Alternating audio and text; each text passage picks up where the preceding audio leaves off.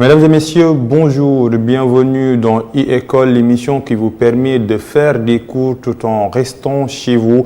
Restez chez vous parce que le nombre de personnes contaminées grimpe. Nous sommes aujourd'hui à 37 cas de contamination au coronavirus. L'heure est grave, donc respectons les normes édictées par les autorités sanitaires. Le présent, il est oppressant. Aujourd'hui, nous allons faire un voyage dans le passé avec le professeur d'histoire et de géographie, Professeur Mamou Thiaw, bonjour. Bonjour, Pape. Aujourd'hui, nous allons parler de l'Union européenne et le cours, c'est la construction européenne, réalité et perspective. Une construction, on peut dire, qui est née des cendres de la Deuxième Guerre mondiale ou pas?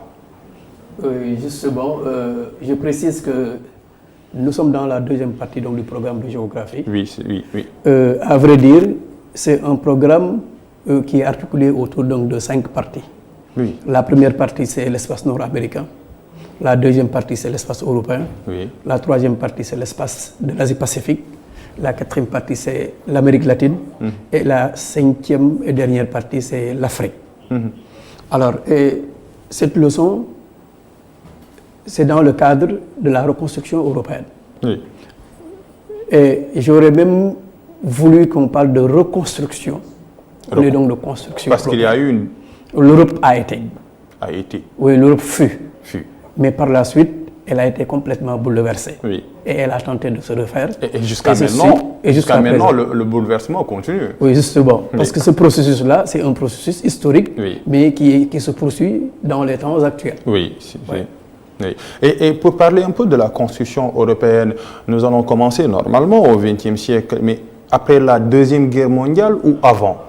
Non, c'est bien. Donc, en vérité, notre programme dit surtout d'histoire. Parce que l'histoire et la géographie, c'est les mamelles d'une même poitrine. L'une ne peut pas aller sans l'autre. C'est sûr. Et au lendemain de la Seconde Guerre mondiale, il y a eu un bouleversement dans le monde. Oui. Comme je l'avais dit tantôt, auparavant, l'Europe fut belle. Et la splendeur européenne s'est expliquée par la révolution industrielle, la colonisation. Et l'Europe était donc la vitrine du monde, était la référence donc du monde à travers de très brillantes civilisations, aussi bien sur le plan économique, sur le plan social, disons à tout point de vue. Mais il s'est trouvé que l'Europe a connu 2 chocs. Le premier choc, c'est la Première Guerre mondiale. 14-18, oui. 14-18, et le deuxième choc a été la Deuxième Guerre mondiale. Et de ces 2 conflits, l'Europe a perdu de son talent, a perdu de ses ardeurs, a perdu de ses performances. Et cette Europe ruinée était dans l'obligation de refaire, dans la mesure où, au lendemain de ce second conflit mondial, donc les manettes du monde sont passées entre les mains des États-Unis et de l'Union soviétique. L'Europe voulait maintenant se repositionner et récupérer sa place perdue. Donc tout a commencé au lendemain de cette Deuxième Guerre mondiale. Oui. Et comment ça s'est passé cette reconstruction? Il y a eu l'aide, c'est sûr, des 2 grandes puissances et surtout des États-Unis. Je me rappelle des cours d'histoire avec le plan George Marshall après la Deuxième Guerre mondiale pour la reconstruction européenne. Mais cette reconstruction-là s'est passée comment? Oui, comme vous l'avez dit, l'Europe devait se reconstruire. Pourquoi? Parce que si nous prenons le bilan humain de la Seconde Guerre mondiale, certains historiens l'estiment à peu près à 50 millions de morts. Énorme. Pas totalement, pour le monde. Mais l'Europe à elle seule a enregistré à peu près 35 millions de victimes. Et on parlait d'ailleurs d'une guerre civile entre pays européens pour aborder la Deuxième Guerre mondiale. Oui. Ok, maintenant sur le plan économique, les fondements de la puissance économique européenne également ont été ébranlés. Les grandes villes ont été dévastées, les infrastructures ont disparu et l'Europe était obligée maintenant de s'endetter pour continuer donc la guerre. Parce que l'argent est le nerf de la guerre. Le trésor public européen a été complètement vidé, utilisé par la guerre et englouti par cette guerre-là.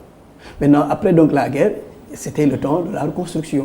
Il fallait reconstruire les économies, reconstruire les mentalités, reconstruire également la population. Donc, et c'est ce processus-là qu'on appelle la reconstruction européenne.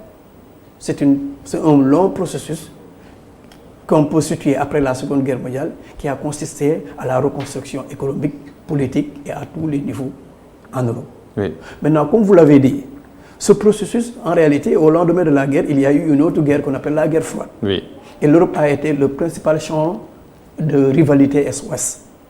Il est vrai que en 1948, il a été créé l'OECE, l'Organisation européenne de coopération économique, qui était chargée de gérer les plans du plan Marshall que vous avez donné. Oui. Alors maintenant, à l'opposé, comme nous étions dans une rivalité, l'Union soviétique a mis en place ce qu'on appelle le KM ou le Comecon, Conseil d'assistance économique mutuelle. Mais ces deux organisations étaient bâties sur la base de l'idéologie. Oui. Ne pouvaient être membres de l'OECE que des pays capitalistes qui étaient complètement à l'ouest de l'Europe. Ils ne pouvaient être membres du KM que les pays communistes qui étaient derrière l'Union soviétique. Donc c'était un projet de reconstruction qui suivait le rythme de la guerre froide, une guerre idéologique entre deux camps qui s'opposaient. Oui, c'était dans le cadre de la formation des deux blocs. C'est sûr. Alors c'est la raison pour laquelle certains historiens disent que la reconstruction de l'Europe ne peut pas être... On ne peut pas dire que le point de départ, c'est sans doute ces deux organisations. Parce que ces deux organisations étaient dictées par l'idéologie. À vrai dire, bon, j'utilise le tableau. Allez-y, à votre guise. C'est votre salle de classe d'ailleurs. Ah, d'accord, oui.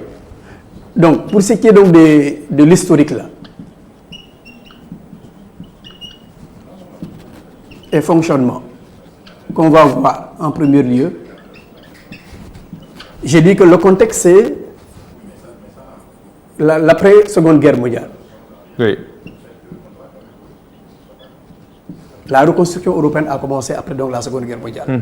Et je dis que donc, les deux organisations qui ont été installées, à savoir l'OECE, à l'ouest, regroupait 16 États, qui étaient derrière les États-Unis. Et à l'opposé, il y avait le KM ou le Comecon créé en 1949. Il ne pouvait être membre que les pays communistes derrière l'Union soviétique. Certains pensent que le début de la construction européenne ne peut pas être en rapport avec l'idéologie. Mais on dit souvent que le 9 mai 1950 est le point de départ de la construction européenne. Pourquoi? Parce que ce 9 mai coïncide avec la déclaration du ministre des Affaires étrangères de la France. C'est la déclaration de Robert Schuman.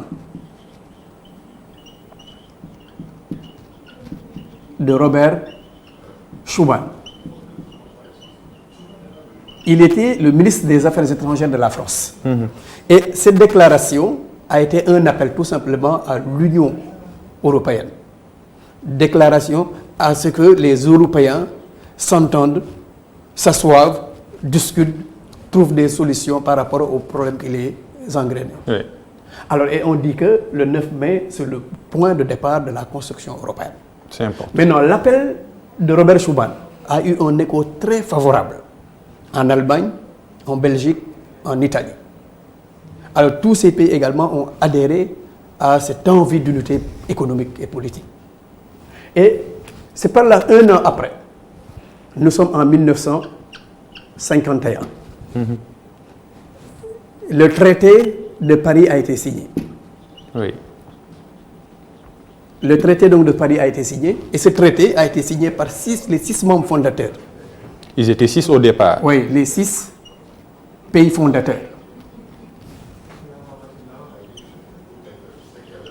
Et ces 6 pays fondateurs sont, nous l'avons dit, l'idée est une idée française. Oui. Donc c'est la France, je l'ai tout la RFA, parce que l'Allemagne également, à l'époque, était divisée en 2 États, RFA et RDA. Ici, c'est la RFA, dirigée par le chancelier Konrad Adenauer. Donc la France, la RFA, oui. l'Italie et les 3 pays du Benelux.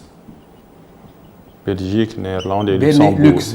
Oui, les 3 pays du Benelux. Benelux, c'est Belgique, Néerlande aux Pays-Bas, Hollande et Luxembourg. Oui. Ce sont donc les 6 pays qui constituent le noyau original de la construction européenne. Alors, et de ce traité est né ce qu'on appelle la CECA. La CECA, qui signifie Communauté européenne du charbon et de l'acier. Communauté européenne du charbon et de l'acier. Un traité un peu commercial. Oui, c'est un traité purement commercial, parce que nous sommes au lendemain de la Seconde Guerre mondiale. Oui. L'Europe était dans un besoin de se reconstruire. L'Europe avait besoin de, comment dirais-je, donc de charbon, oui. L'Europe également avait besoin donc de l'acier pour se reconstruire, parce que toutes ces économies, tous ces logements, toutes ces grandes villes étaient dévastées. Donc l'Europe avait besoin véritablement beaucoup donc, de matières premières pour sa reconstruction. Et à travers ce traité également, c'était une occasion pour rapprocher deux ennemis auparavant, c'est-à-dire l'Allemagne et la France. Oui. Des ennemis auparavant, oui, ont été le point de départ de la construction européenne. C'est le couple franco-allemand. Oui. Alors, maintenant, ce traité, je l'ai dit, l'objectif c'était quoi? Créer un grand marché dans le charbon et de l'acier. Maintenant, ce sont toujours ces 6 pays membres qui se sont rencontrés encore en 1957, plus précisément donc le 25 mars 1957, pour signer à nouveau un autre traité appelé le traité de Rome. Et le traité donc, de Rome a été toujours signé par donc, les 6 membres fondateurs. Et de ce traité, on a noté un passage d'appellation. Passage de la CK ou la CECA à la CEE. Oui. La communauté économique européenne. Oui. La CECA devient maintenant la communauté économique européenne. Toujours avec donc, les 6 membres fondateurs. Mais de 1951 à 1957, les pays restent les mêmes. Oui, c'est toujours donc les mêmes. Les mêmes, oui. Les 6 pays fondateurs ont été également les signataires du traité de l'Europe. Oui. Donc, ça veut dire que de 1951 à 1957, nous parlons de l'Europe des 6. Des 6, oui. C'est l'Europe donc des 6. Alors, et la CEE a été créée en même temps qu'une autre organisation. C'est en même temps, une autre organisation a été créée, c'est la CEEA, la Communauté européenne de l'énergie atomique. On l'appelle également Euratom, l'Europe atomique. En 1957. C'est plutôt militaire, géostratégique. Pas forcément militaire, mais c'est plutôt énergie. Oui. C'est l'exploitation de l'énergie à des fins civiles. Oui. À des fins civiles. Parce que le nucléaire exploité à des fins militaires donne des bombes. Oui. Mais ici, c'est plutôt à des fins civiles. Donc, production toucher de l'énergie. C'était à cette affaire-là. D'accord. Alors, maintenant, le traité de Rome avait des objectifs. Parmi donc, les objectifs, c'était quoi? Oui, permettre la liberté de circulation donc, des biens, des services, des capitaux. De quelle manière? Par l'élimination donc, des barrières douanières. Que les barrières douanières sautent, permettant la liberté de circulation des biens, des services, des capitaux, des télécommunications, etc. Et d'ailleurs, vous allez voir que cette forme d'intégration est très différente de ce qu'on va voir plus tard, ou bien ce qu'on avait vu auparavant au niveau donc, de l'Amérique. Parce que l'Amérique a une forme d'organisation qu'on appelle l'ALENA, qui doit muer pour devenir ce qu'on appelle l'AMC. D'accord. Oui. Alors là, en Amérique, c'est une zone de libre-échange, alors qu'ici, vous avez un marché commun. Alors, à partir de cette période, à partir de 1957, il y aura donc des vagues d'adhésion. Des élargissements successifs ont eu lieu. Et ces élargissements successifs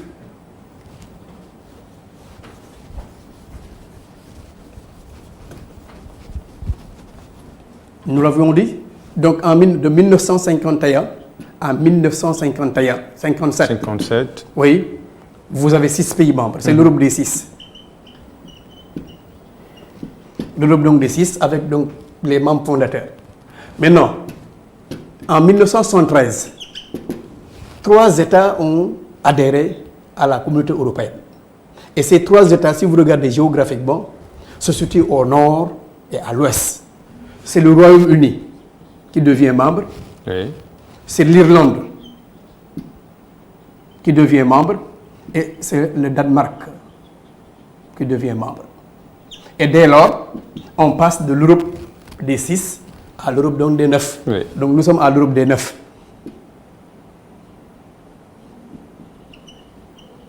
L'Europe donc des 9. Alors l'ouverture maintenant, c'est du noyau occidental. La communauté s'est élargie au nord. Dans les années 80, il y a eu 2 vagues d'adhésion. C'est d'abord 1986, la Grèce est devenue membre. La Grèce est devenue membre. Et la Grèce a tardé, parce qu'on parle du berceau de la civilisation occidentale, on parle de la Grèce. Oui, vous savez, Pape, une civilisation se développe naît, s'épanouit et également disparaît. Oui, c'est sûr. Oui, mais la civilisation, mais c'est vrai que quand on parle de littérature, on parle de philosophie, on s'intéresse, on voyage jusqu'en Grèce. La Grèce, oui, c'est sûr. Mais malheureusement, par la suite, la Grèce a été rattrapée pour beaucoup de raisons. Et le berceau même de la civilisation européenne a basculé, oui, de la Grèce hellénistique vers l'Occident avec la révolution industrielle. Oui, oui. Donc on a vu un basculement dans le centre de gravité de la civilisation européenne, de la Grèce vers l'Occident. Et en 1986, nous sommes très proches de la fin de la guerre froide. 1986, oui, nous sommes vers la fin, Vers la fin, oui. Nous sommes vers la fin de la guerre froide. Oui. Alors, la Grèce est devenue membre et on est passé à l'Europe donc des 10. L'Europe donc des 10. Alors, après donc la Grèce, toujours dans cette période-là, vous avez 2 pays encore au sud qui ont adhéré. C'est le Portugal et l'Espagne qui deviennent membres. D'accord. Le Portugal et l'Espagne deviennent membres. Donc cette ouverture, ces 2 ouvertures-là dans les années 80, c'est une ouverture au sud à l'est et au sud à l'ouest. Et on passe alors à l'Europe donc des 12. L'Europe donc des 12. Maintenant, les années 90 sont marquées également par un bouleversement, c'est la fin de la rivalité Est-Ouest. Oui. La morphologie mondiale a changé. C'est parce que l'URSS a sauté. Justement. Oui. Alors, c'est la raison pour laquelle il y aura également un impact dans l'évolution donc de la construction européenne. Mais auparavant, il faut reconnaître qu'il y aura également un passage. C'est-à-dire le 7 février 1992, le traité de Maastricht est signé. Oui. Le traité de Maastricht est signé, nous sommes aux Pays-Bas, et une grande mutation s'est opérée, permettant le passage, on passe de la CEE à l'Union européenne. Mais le traité qui est signé le 7 février 1992 va entrer en vigueur en novembre 1993. Mais ce qui est important à retenir, c'est tout simplement le passage de la CEE à l'Union européenne. Pourquoi? Parce qu'ici, on a le terme union. Le terme union vient. Oui. Parce qu'en vérité, l'idée, il faut se conformer également à l'esprit de la déclaration. La déclaration, c'était un appel à l'unité européenne. Donc ici, quand on revient à l'idée d'unité, ça peut se comprendre par rapport à l'idéal qui a été développé de flot de vie. Même s'il a fallu 4 décennies pour aboutir à cette Union européenne. Oui, même vous allez voir que plus tard, on va voir que cette union n'est que de nom. C'est ça. Union Parce qu'en 1973, il y a eu le Royaume-Uni, mais le Royaume-Uni qui est un membre spécial par rapport à son intégration dans l'Union européenne. Et d'ailleurs... Et même cette adhésion de 1973 a été l'objet de beaucoup de polémiques. Il a fallu un référendum qui a entériné l'adhésion de l'Union européenne, l'adhésion du Royaume-Uni à partir de 1975. Il a fallu un référendum. Un royaume qui aime vivre en autarcie. Et c'est ce qui explique bien entendu ce qu'on va dire dans la suite, dans les problèmes et les perspectives de l'Union européenne. On va revenir sur le cas du Royaume-Uni avec le Brexit. Bien sûr. Alors, si on continue. Oui. On est en 1992, nous sommes dans les années 90. Oui. On change d'appellation, on passe de la CE à l'Union européenne. Et en 1995, 3 pays ont adhéré. Ces 3 pays, géographiquement, les 2 se trouvent au nord et l'un se trouve au centre. Il s'agit de la Suède et de la Finlande complètement au nord. Donc c'est une ouverture au nord et une intégration au centre. L'Autriche. Oui. L'Autriche devient membre. Alors, de l'Europe donc des 12, on est arrivé à l'Europe donc des 15. On est arrivé à l'Europe donc des 15.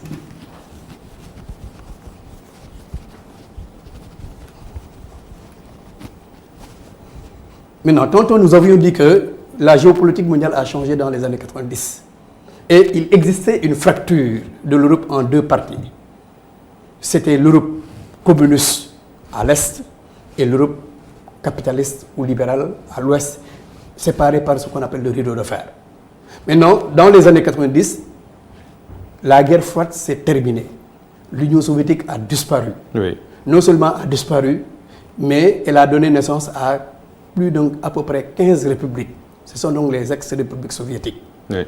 Maintenant, ces républiques soviétiques ont basculé dans les années 89 du communisme vers le libéralisme, avec ce qu'on appelle la glasnost, la perestroïka. Ces changements qui se sont opérés en Europe. Transparence et restructuration. Restructuration économique Oui. et transparence Oui. politique. Oui. Alors, qui a ces changements, bouleversé la nomenclatura, qui a Justement. fait sauter l'URSS. Oui. Oui. D'ailleurs, c'est un vent de changement C'est qui un a vent. soufflé à partir de l'Union soviétique Oui. et qui a balayé tous les régimes communistes. Et tout a été tellement rapide que c'est entre le mois de novembre et le mois de décembre de l'année 1989. Oui. Ce vent de changement oui, a complètement déstructuré l'Union soviétique, a bouleversé également le bloc de l'Est.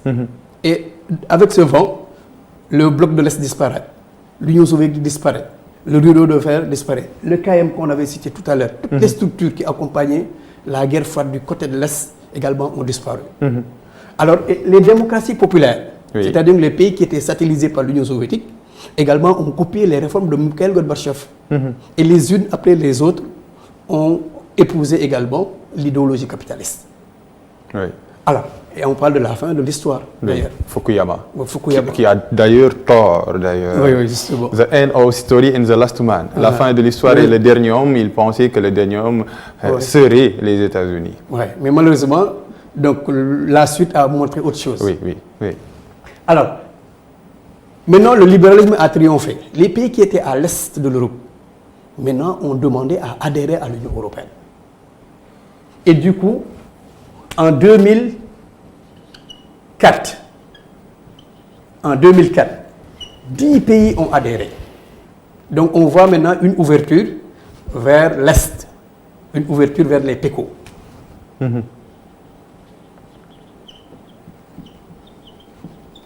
Les PECO. Les PECO, ce sont les pays de l'Europe centrale et orientale. J'avais dit que la première ouverture, c'était en Europe du Nord. La deuxième ouverture a été, disons, au sud, Portugais. oui, avec la Grèce, ensuite le Portugal et l'Espagne. La troisième ouverture a été toujours au nord, mais à l'est, avec la Suède, la Finlande et une intégration d'un pays au centre, c'est l'Autriche. D'accord. Alors maintenant, on va avoir une ouverture complètement vers l'est. Et l'est était, bien entendu, le domaine de l'Union soviétique, de l'ex-Union soviétique. L'Union soviétique ayant disparu, maintenant ces pays qui étaient derrière elle, maintenant ont demandé à adhérer à l'Union européenne. D'accord. Et du coup, il y a eu 10 pays qui ont adhéré. On les appelle les 10 PECO. Facile à retenir. Et ces 10 pays-là, c'est sans doute les 3 États baltes. Hein. Les 3 États baltes, c'est l'Estonie,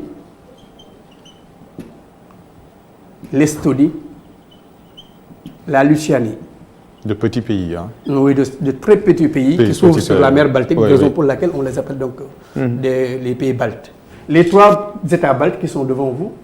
Ensuite, vous avez 2 pays qui sont insulaires. C'est encore de petits pays insulaires. Oui. Oui, on les appelle les 2 îles, hein, ou les 2 pays insulaires. C'est Chypre et Malte. Chypre et Malte.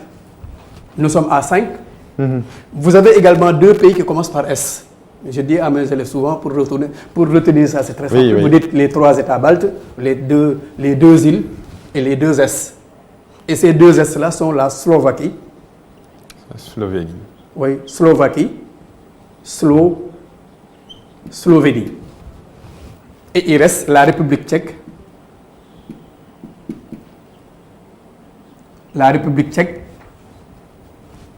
La Pologne et la Hongrie. Si vous comptez, ça fait 10 pays. Oui. Et ces 10 pays se trouvent complètement à l'est et étaient des pays ex-communistes. Alors, et 10 plus 15, nous sommes à l'Europe donc des 25. Des 25. On passe à 25 membres. Alors, l'élargissement également continue toujours à l'est. Oui, cette fois-ci, en 2007. En 2007, vous avez 2 PECO qui ont adhéré. C'est la Roumanie qui devient membre avec la Bulgarie. Et de l'Europe des 25, nous sommes passés à l'Europe donc des 27 membres. 27 membres en 2007. En 2007. Et dernière adhésion, vous êtes en 2013. Oui. C'est la Croatie qui devient membre. Et nous sommes arrivés à l'Europe donc des 28. Mais il y a un grand mais. Et ce seul grand mais, c'est que en 1973, tout à l'heure on a parlé du Royaume-Uni. Oui. Le Royaume-Uni qui a été membre en 1973, oui, a décidé donc de quitter.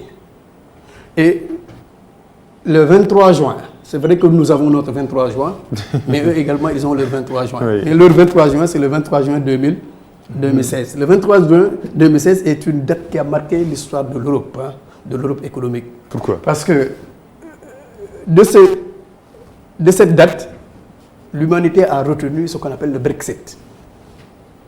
Ah, ça a commencé depuis 2016. Oui, oui. Le Brexit. Et le Brexit, c'est une contraction. Moi, je ne suis pas un prof d'anglais, mais on m'a appris que Brexit viendrait Bretagne et exit. de Britain, ou British tout simplement, Oui. exit. C'est-à-dire le retrait de la Grande-Bretagne de l'Union européenne. Oui. Alors, et si vous regardez bien, nous sommes à 28 États membres et un pays qui était membre depuis 1973 a décidé donc de quitter. Et ceci a eu lieu à la suite d'un référendum. Un référendum a été organisé, parce que ce sont donc de grandes démocraties. Un référendum a été organisé, c'était au temps donc de David Cameron. Et je vois 51,9% ont voté pour sortir de l'Union européenne. C'était à peu près 17 millions d'électeurs qui étaient favorables pour le retrait de la Grande-Bretagne de l'Union européenne. Maintenant, le processus du retrait a duré 3 ans. C'est de 2016 à était fixé pour 3 ans, de 2016 à 2019. Mais à 4 reprises, le retrait a été ajourné. Alors, et il faut attendre, je vois le 31 décembre, le 31 janvier 2020, c'est-à-dire dans la nuit donc, du 31 décembre, j'aime beaucoup le 31 décembre, hein, du 31 janvier 2020 au 1er février 2020, pour voir maintenant le Brexit officialisé. Le Brexit a été décidé le 23 juin 2016, mais est devenu effectif à partir donc du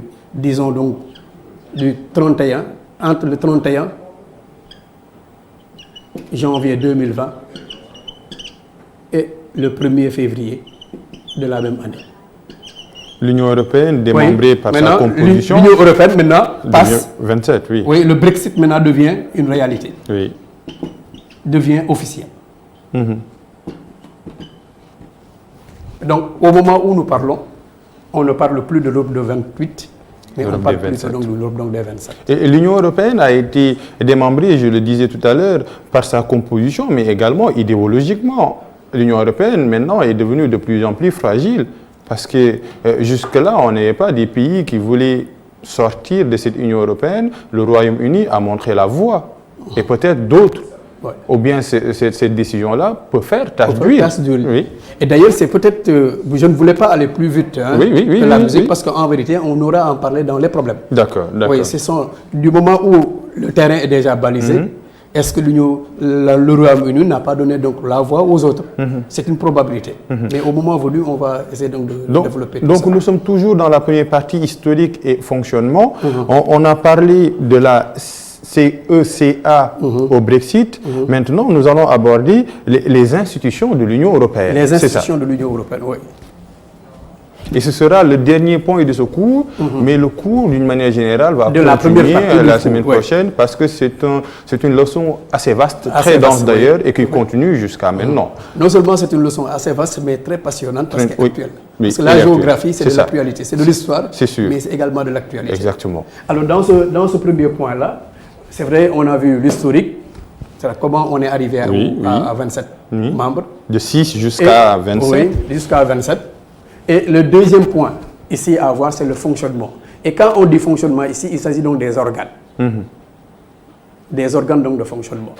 Ou institutions. Ou institutions.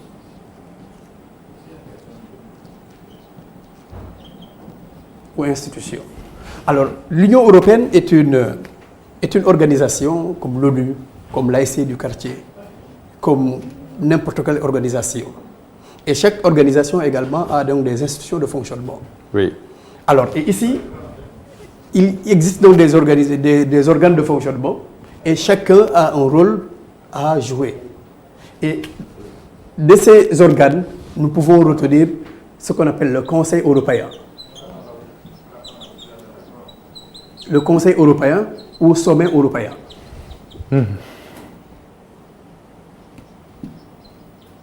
Ou Sommet européen. C'est à peu près comme l'Assemblée générale de l'ONU. Ici, c'est la rencontre donc de tous les États membres. C'est la rencontre donc de tous les États membres. Et les États membres sont représentés bien entendu par leurs chefs d'État ou les chefs de gouvernement. Et ce conseil a comme prérogative de donner donc les grandes orientations de la politique communautaire. Donc les grands axes sont définis par le Conseil européen. Maintenant, à côté, et ce conseil se réunit bien entendu à Bruxelles. Il y a le siège de... Oui, qui est le siège donc de l'Union européenne. Et ici, ce conseil, je dis bien, se réunit au moins 2 fois par an et regroupe tous les États membres. Et chaque État membre est représenté par soit son président, ou bien son chef de gouvernement, ou bien Premier ministre. Et ces cadres, quand ils se réunissent, donnent donc les grandes orientations, les grands axes. Oui. Les aspects globaux sont évoqués. Oui. Maintenant, à côté donc du Conseil européen, vous avez donc le Conseil des ministres. Et le Conseil donc des ministres, c'est un organe de décision. Les grandes orientations sont définies en amont, c'est une forme de feuille de route, mais les décisions les plus importantes sont prises au niveau donc du Conseil des ministres qui siège également à Bruxelles. Et ici, de quel ministre s'agit-il? Il s'agit des ministres de la question à l'ordre du jour. Si on doit parler donc de santé, seuls les ministres responsables de ce département sont convoqués. Donc, ça dépend donc de ce qui sera débattu. Si on doit parler de l'agriculture, seuls les ministres des 27 pays chargés de l'agriculture sont convoqués. D'accord. Raison pour laquelle on dit que c'est la rencontre donc des ministres spécialistes de la question à l'ordre du jour. Et nous allons aller rapidement pour cette partie parce que le temps qui nous est imparti a fini. Okay. Maintenant, à côté de ce conseil, vous avez ce qu'on appelle la Commission européenne.